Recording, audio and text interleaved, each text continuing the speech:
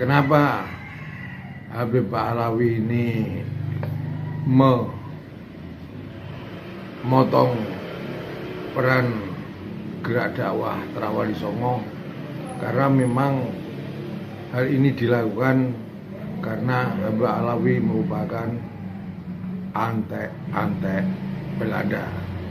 Assalamualaikum warahmatullahi wabarakatuh. Selamat berjumpa kembali. Saya adalah Dr. Andes Sunungwit, MPDI, alumni FKIP Sejarah Universitas Jember dan alumni WNI Sunan Ampel S2 Surabaya.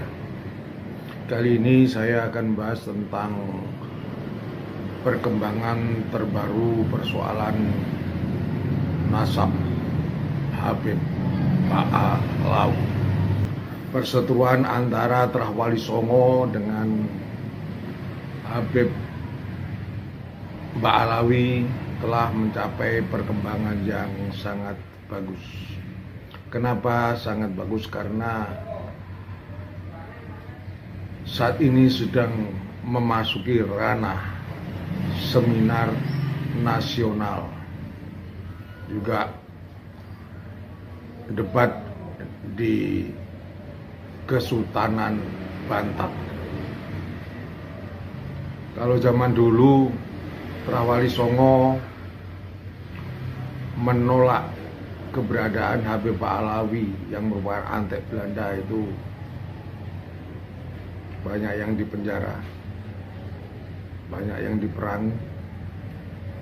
Tetapi sekarang beralih kepada seminar dan diskusi. Hal ini merupakan perkembangan terbaru yang sangat intelek dan sangat ilmiah. Ini perlu terus untuk dilakukan guna menguji kebenaran Habib Ba'alawi. Apakah memang benar keturunan Rasulullah? Apakah memang benar durian Rasulullah? Ini perlu mengingat dari Trawali Songo sejak abad ke-18 selalu meragukan keberadaan Habib Ba'alawi, dan Habib Ba'alawi terus-menerus untuk memotong kiprah dan peran Trawali Songo dalam menyebarkan agama Islam. Kenapa Habib Ba'alawi ini motong peran gerak dakwah Trawali Songo? Karena memang hal ini dilakukan karena Habib Ba'alawi merupakan antek Belanda. Di belakangnya adalah Belanda. Belanda mendukung berdirinya Robiatul Adawiyah pada tahun 1934, dan tahun 1928 itu Belanda mendukung berdirinya paguyuban Arabia Robiatul Alawiyyin. Ini baru dijelaskan keberadaan Robiatul Adawiyah Alawiyyin, keberadaan Robiatul Alawiyyin dan perkumpulan Arabia Alawiyyin ini lamanya sudah 100 tahun menjadi antek Belanda dan dibukakan pada zaman Jepang. Kemudian pada masa reformasi ini muncul lagi kembali Robiatul Adawiyah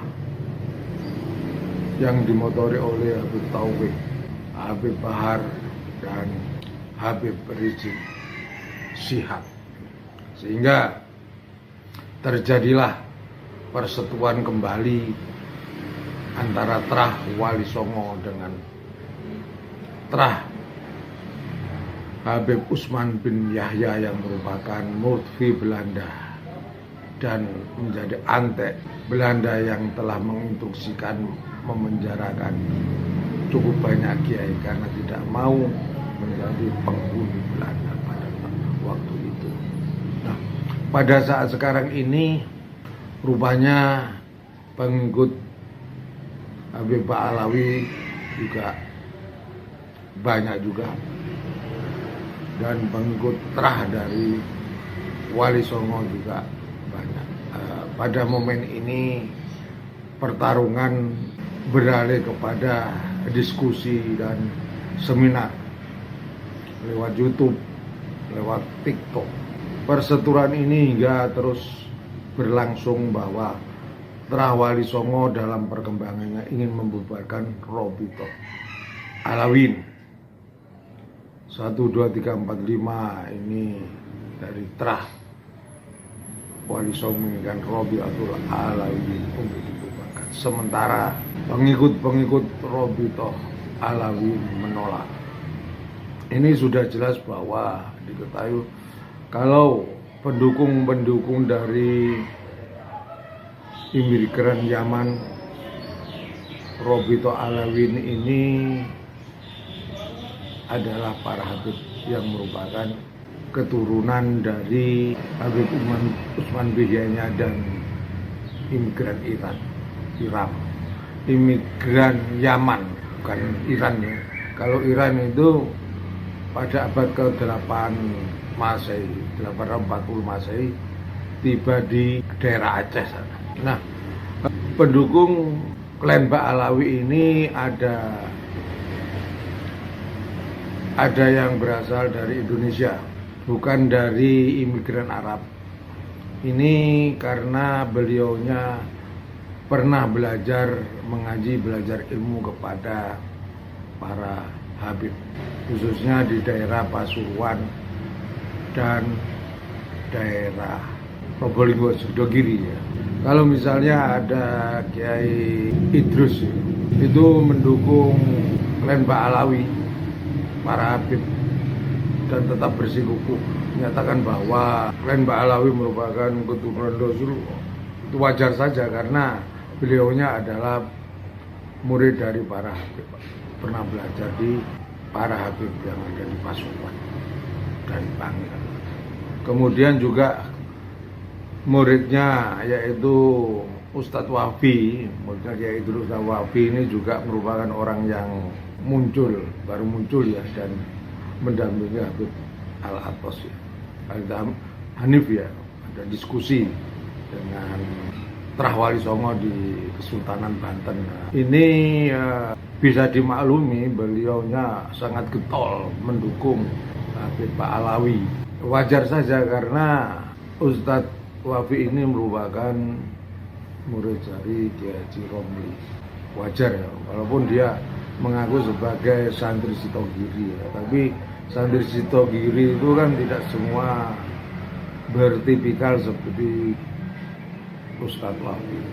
Ya sah saja yang mendukung hal seperti ini. Perkembangan yang menarik sehingga ranah intelektual perdebatan lewat kitab-kitab itu sangat sah saja. Tetapi kalau zaman dulu, kalau Trah Wali Songo menentang klan Ba'alawi langsung dipenjarakan, bahkan dibunuh. Ini yang dimulai pada perang para petani di Pandeglang, Banten. Nah sekarang sebenarnya ini perang lewat YouTube, perang lewat seminar, perang lewat diskusi. Ini akan terus berlanjut. Nah dari sini dapat dibagi dua, yaitu Trah Wali Songo adalah Trah yang ada sekarang, merupakan cucu-cucu dari Trah Wali Songo, cucu dia yang dulu menentang penjajahan Belanda. Nah kalau yang Trah klan Ba'alawi ini didukung oleh, ya sama dengan Trah Ba'alawi ini didukung oleh orang-orang yang tidak mengerti sejarah.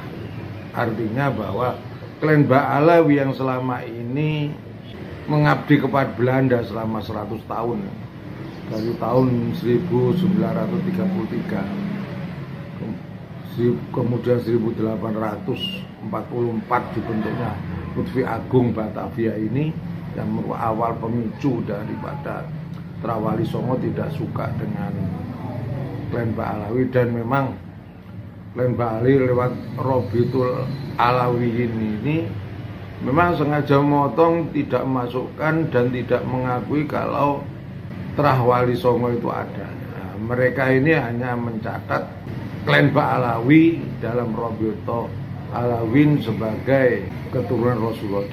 Dia membuat sendiri, sejarah sendiri dengan didukung oleh Van der Berg yang menulis itu, menyantolkan dan menyangkok Ubaidillah sebagai keturunan Rasulullah. Sebenarnya itu kan rekayasa pada zaman Belanda. Cuman pendukung dari klan Ba'alawi ini sepertinya tidak mengerti sejarah. Klan Ba'alawi selama ini jadi antek Belanda selama setahun, selama 100 tahun ya, mendukung Belanda. Kok masih didukung saja kan gitu. Mereka berbohong. Dan dalam perkembangan terbaru kan banyak bohongnya dari Habib-Habib yang hidup pada masa reformasi ini selalu menyampaikan berita-berita bohong. Di antaranya misalnya bendera merah putih diakui, Bung Karno memproklamasikan diakui, terus perjuangan bangsa Indonesia diakui. Ternyata oleh Profesor Dr. Anhar Gonggong dinyatakan tidak benar. Berarti kan kebohongan besar gitu masih dipercaya, masih didukung.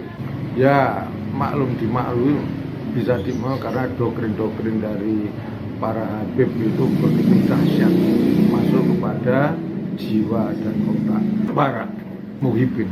Seandainya para muhibin itu mengetahui tentang sejarah selama 100 tahun klan Ba'alawi itu mendukung Belanda, tentunya ya tidak akan percaya. Masa keturunan Rasulullah itu jadi anti Belanda, itu tidak mungkin. Dengan demikian jelas bahwa saya selaku sejarawan ya, karena saya punya ijazah S1, S2 itu ijazah sejarah.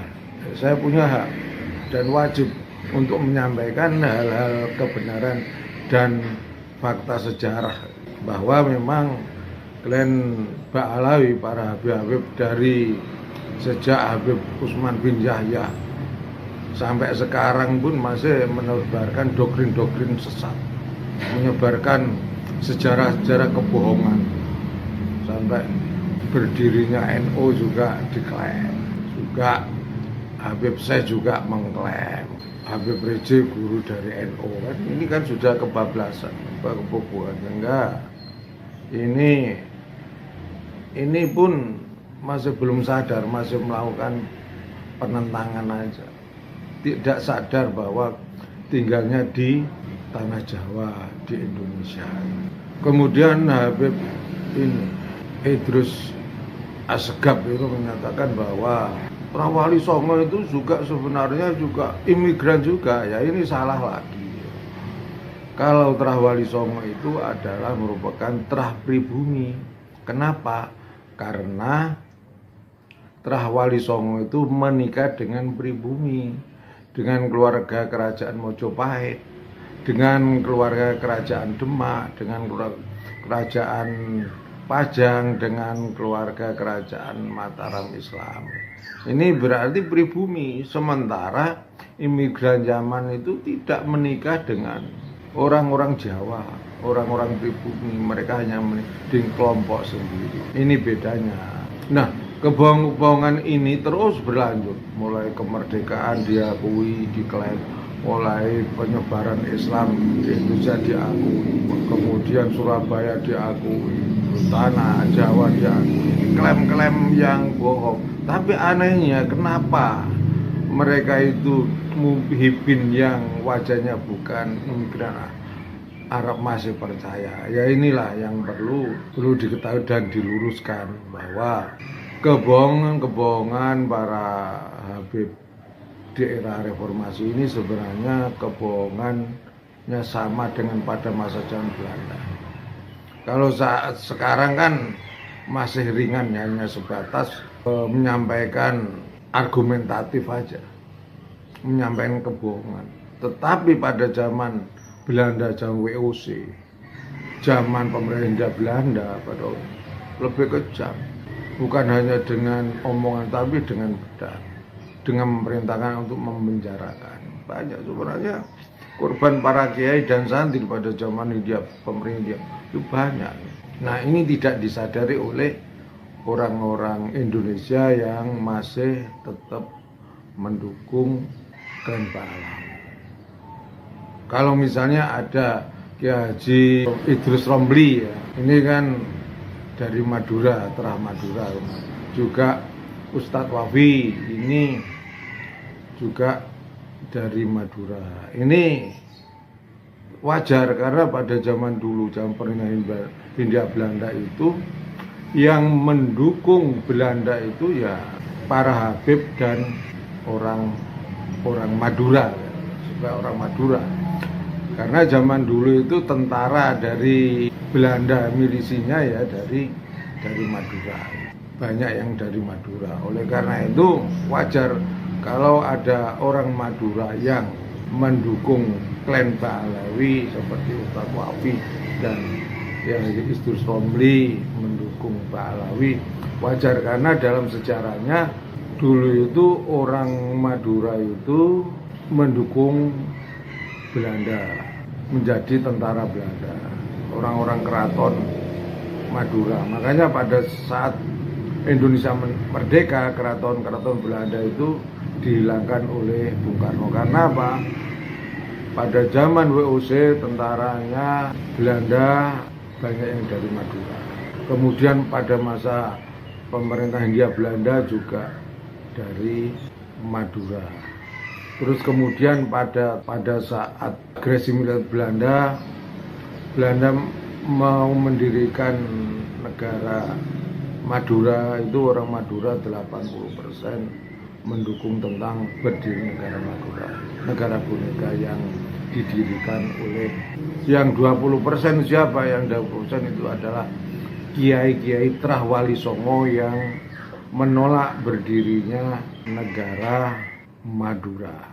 Dengan demikian jelas bahwa ikatan antara Habib Klan Pahlawi dengan orang-orang Madura masih kuat, karena pada saat itu memang antara Habib dan kalau Habib segi keagamaan mendukung Madura, kalau tentara Belanda ini adalah dari orang-orang Madura ini. Jadi bisa dimaklumi kalau masih adanya orang-orang Madura yang mendukung Klan Pahlawi. Tetapi orang-orang Madura yang Trah Wali Songo ini tidak mendukung negara Madura, juga tidak mendukung para Habib Klan Pahlawi. Pemirsa yang saya hormati, inilah bahasan kami tentang menyoroti perkembangan terbaru debat tentang nasab Trah Wali Songo dengan Trah Klan Pahlawi dan seminar nasional yang membahas tentang nasab dari Klan Pahlawi. Terima kasih atas perhatiannya. Wassalamualaikum warahmatullahi wabarakatuh.